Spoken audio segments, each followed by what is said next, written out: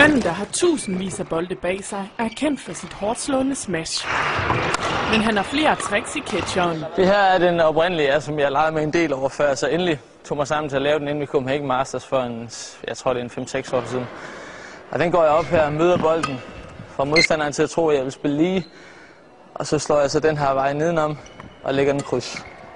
Det nye, der skal afprøves i Copenhagen Masters mellem jul og nytår, ser sådan her ud. Nu prøver jeg så at lave den, hvor jeg kører den her vej og kører den her vej nedenunder. Det vil sige det modsatte.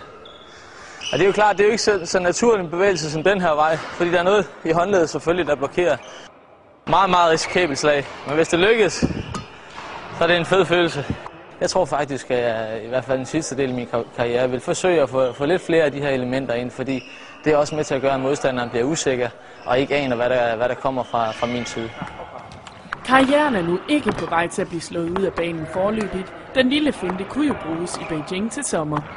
Man skal have nerverne i orden, hvis man laver sådan et slag i en OL-finale, men man ved aldrig, det kan være, at det er det, der skal til, for at jeg kan få nappet en OL-medalje. Hvis det er det, der skal til, så vil det være mig en stor, stor fornøjelse.